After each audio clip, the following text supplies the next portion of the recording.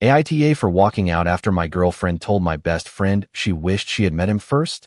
My girlfriend of 5 years just told my best friend she wishes she had met him before me at my brother's wedding, in front of half my family, and somehow, I'm the one being called overly sensitive. My name is Kyle, I'm 32 years old, and I work as an emergency room nurse here in Portland. My girlfriend, Lindsay, is 30, works in pharmaceutical sales, makes very good money, and she always makes sure to remind me of it. We've been together for 5 years, living together for 3, and to be honest, things have become comfortable, but increasingly cold and transactional.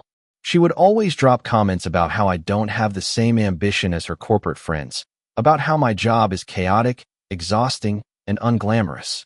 I kept telling myself it was just stress from her job. Last weekend, my younger brother, Ryan, got married at a beautiful winery in the Willamette Valley. It was a 3-day celebration.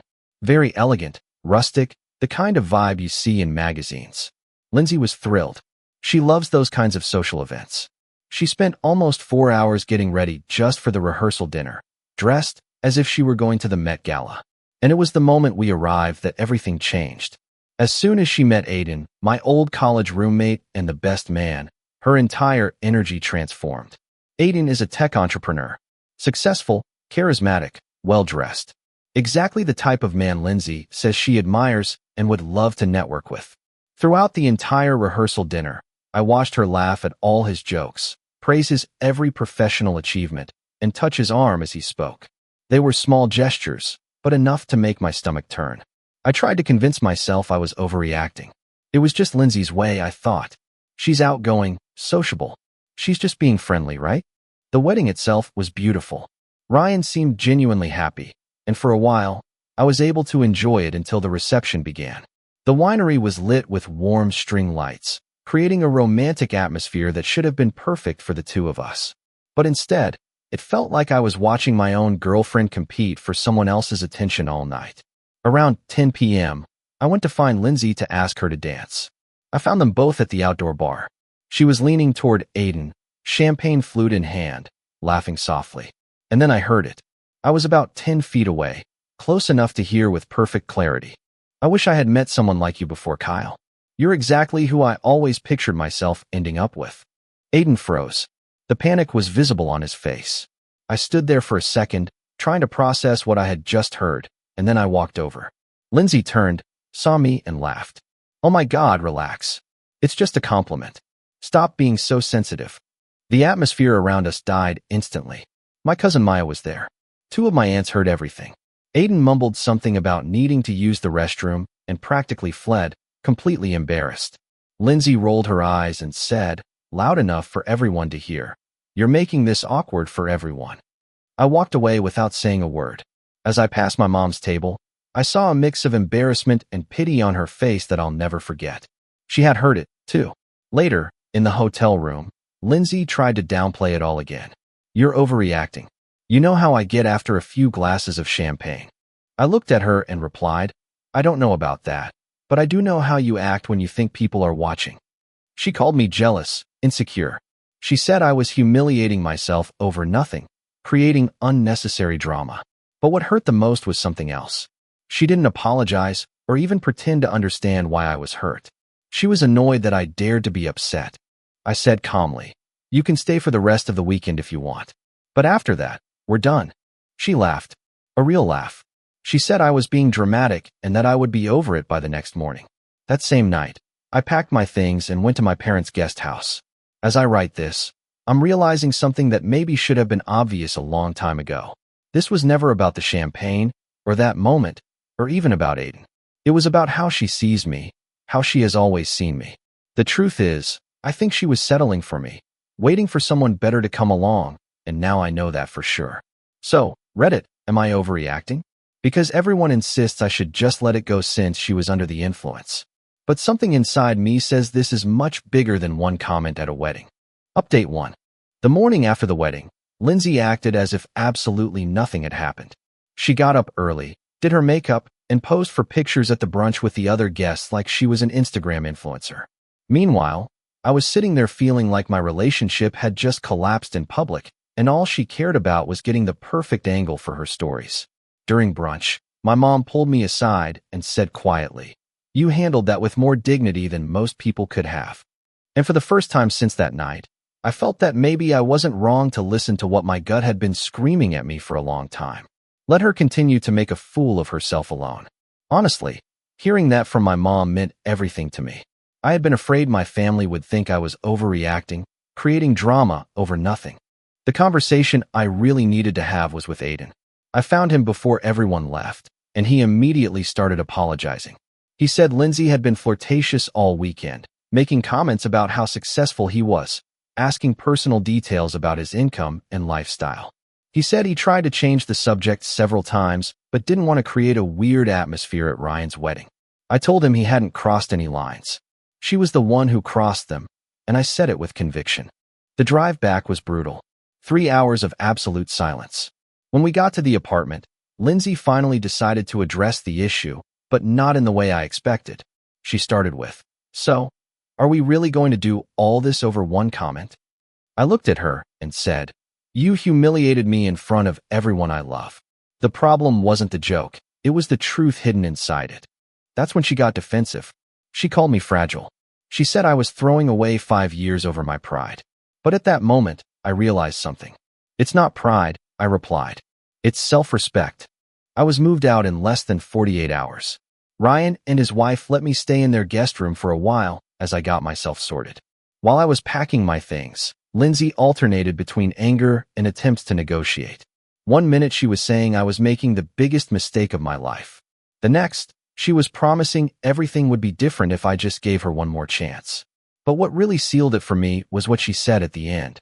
After I had loaded almost everything into my car, she blurted out, "You know what? Fine. You'll never find someone who will put up with your schedule and your stress like I did." Even at the end, even while supposedly trying to save the relationship, she couldn't help but turn it into another piece of evidence that I wasn't good enough for her. What came next was interesting, to say the least. Lindsay made a social media post about how some men can't handle confident women. The comments filled up with fire emojis and messages like, "You deserve better, queen." Except people who were actually at the wedding started to comment. My cousin Maya wrote, "You said it in front of his mom, girl.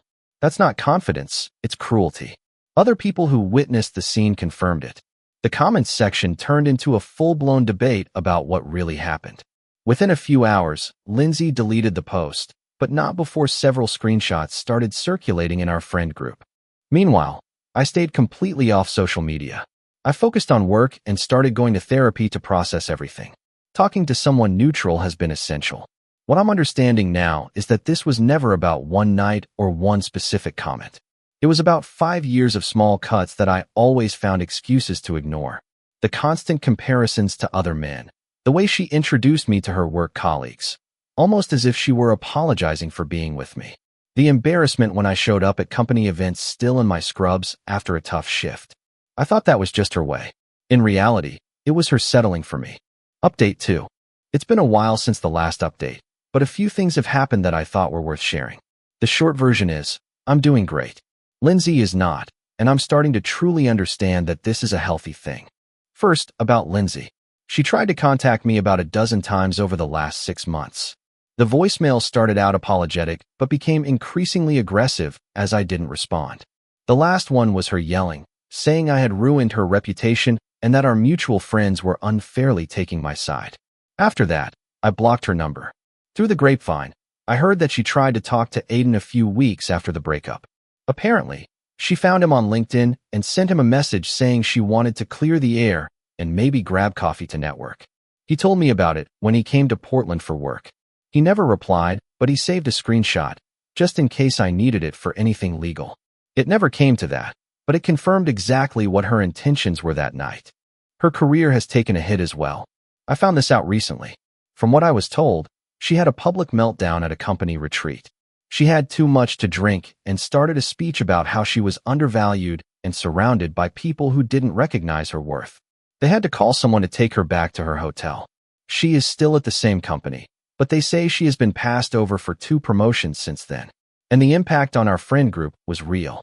Meanwhile, I'm still working, rebuilding, and for the first time in a long time, feeling like I'm in a place where I don't need to make myself smaller to fit into someone else's life.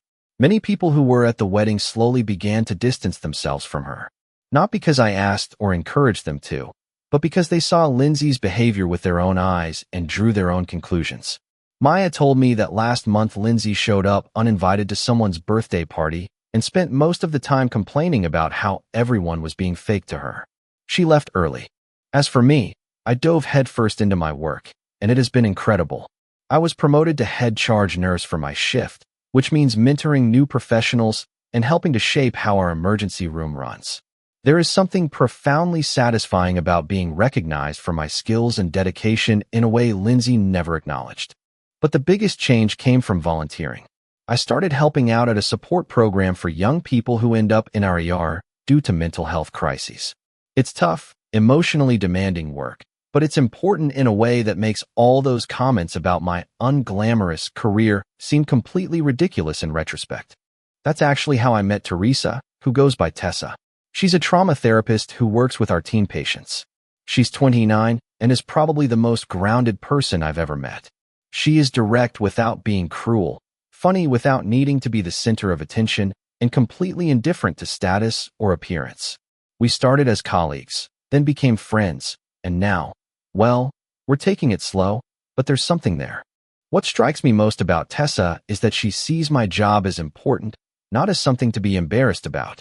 She understands the weight of what we do, the skill it requires, the real impact we have on people's lives. When I tell her about difficult cases, she listens with respect, not judgment. For the first time in years, I feel like someone truly sees me instead of comparing me to some imaginary ideal. We talk about books, we cook together, we go on long hikes without her checking her phone every 5 minutes to post something. It's quiet and real in a way my relationship with Lindsay never was. I'm not saying this for revenge or to take pleasure in her struggles. Honestly, I hope she manages to find herself.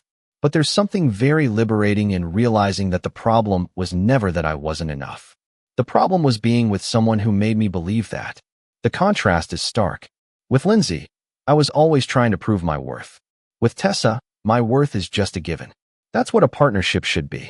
Final update. This will probably be my last update, but I wanted to share what happened last weekend because it closed this chapter in a way I didn't expect. Ryan and his wife had a baby shower at the same winery where the wedding was a year ago. They chose the place specifically for the good memories. I admit, I was a little nervous about going back, but Tessa encouraged me to face it head on. She was right. The day was beautiful. Everyone was excited for the baby's arrival. The weather was perfect, and I felt genuinely happy to be there with my family. Tessa fit in naturally, helping to arrange decorations and chatting with my relatives as if she'd known them for years. My mom kept whispering to me how much she liked her, which was really sweet. About halfway through the afternoon, I was helping carry some gifts inside when I heard someone behind me say, "Oh my God, is that Lindsay?" I turned and saw a familiar car pulling into the winery's parking lot. Lindsay got out wearing a summer dress that was far too formal for a casual baby shower, carrying an elaborate gift bag. The mood among the guests who recognized her changed immediately. Conversation stopped, whispers started. My sister-in-law looked horrified. This was supposed to be her day, and now there was an awkward tension in the air. I asked Tessa to stay with my family and went to meet Lindsay before she could reach the main party area.